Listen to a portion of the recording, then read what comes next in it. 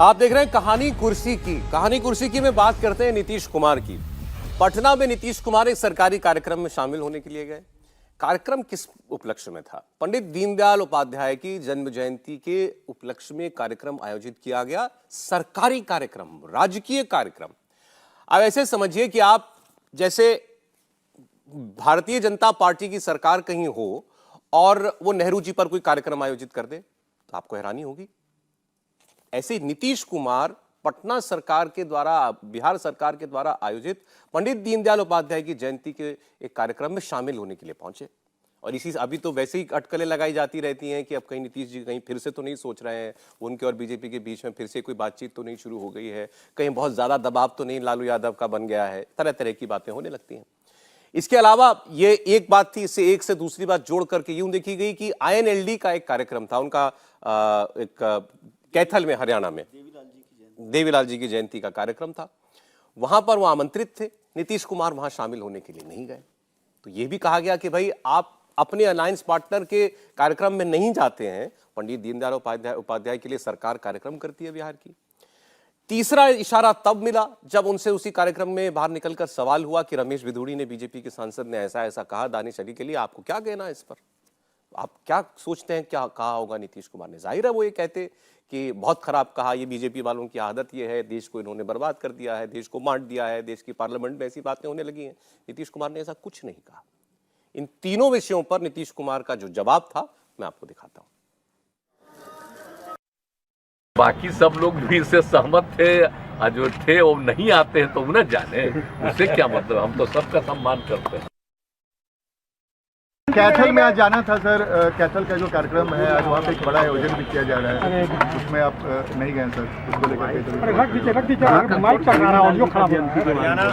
हरियाणा जाना था। कैथल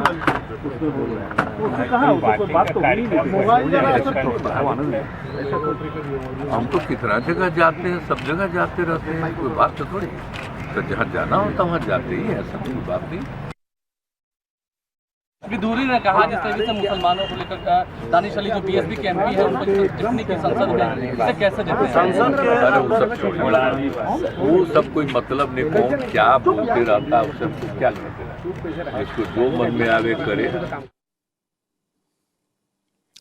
अब नीतीश कुमार जी से जो सवाल जवाब हुआ, इसकी खूबसूरती ये है कि आप पहले सवाल पर तीसरा जवाब लगा दीजिए और तीसरे सवाल पर दूसरा जवाब लगा दीजिए, कोई फर्क नहीं, या अपने मन मुताबिक स्वाद अनुसार कहीं से भी कुछ भी मिला करके कर दीजिए, तो आपको अंतर पता नहीं चलेगा। नहीं सरोज जी, मुझे हंसी आ रही है, हालांकि हंसना नहीं चाहिए किसी नेता के ऊपर, लेकिन दुर्भाग्य भी है अगर किसी नेता के और इतने महत्वपूर्ण नेता के बयान पर हम लोगों को हंसी आ जाए, तो आप सोचिए कि उस राज्य का कितना बड़ा दुर्भाग्य है।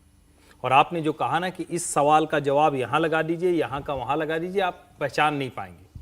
ये कोई पुराने जमाने का भाइयों का कपड़ा थोड़ी ना कि एक थान से निकाल के और सबका बन गया। ये महत्वपूर्ण प्रश्न थे जो देश की राजनीति को तय करने वाले हैं। ये महत्वपूर्ण प्रश्न है जिस पर देश की जनता उद्वेलित है, चर्चा कर रही है। और दीनदयाल उपाध्याय जी आपके आइडियोलॉग हो सकते हैं।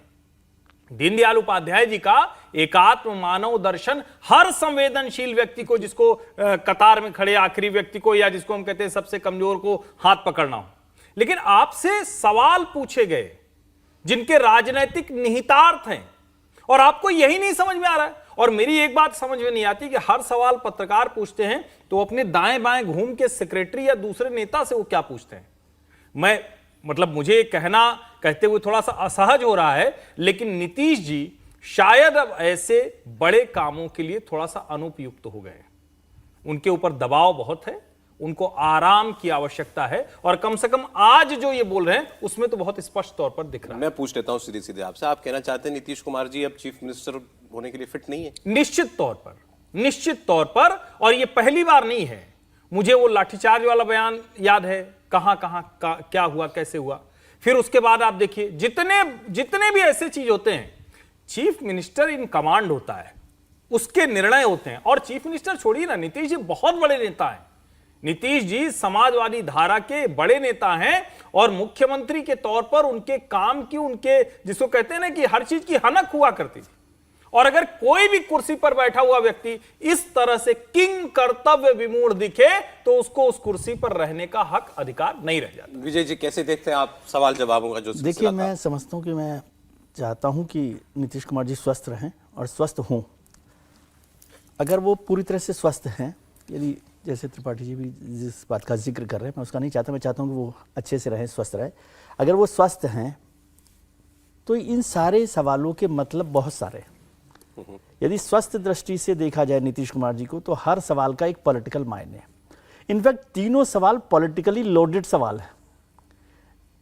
दीनदयाल जी की जयंती पर जाना, वो ठीक बात है कि वो एकात्म मानववाद की बात कर रहे हैं, लेकिन कोई पॉलिटिकल लीडर विचारधारा के से अलग दूसरी विचारधारा जिसमें प्रिय भी हो, बेहतर भी हो, तब भी जाने की हिम्मत नहीं करता। कैसे और जब भारतीय जनता सरल नहीं है, मतलब बिहार सरकार ने कार्यक्रम आयोजित किया वही था, कह रहा हूं, बिहार तेजस्वी सरकार यादव उसमें गए हुए तो हैं। बिहार सरकार कार्यक्रम आयोजित कर रही है दीनदयाल जी पर। इसमें दीनदयाल जी का सम्मान की बात नहीं कर रहा, लेकिन क्या कोई ऐसा कर सकता है जैसा आपने जिक्र किया कि नेहरू के कार्यक्रम बीजेपी भारतीय के जनता पार्टी सरकार आयोजित नेहरू कर के लिए रही है? कार्यक्रम वो दूसरी तरफ उसी दिन देवीलाल जी जो खुद भी समाजवादी और पूरी की पूरी पिछड़ी जाति की राजनीति कर रहे हैं, नीतीश कुमार जी के बड़े नेता रहे हैं, वो वहां वो नहीं जा रहे।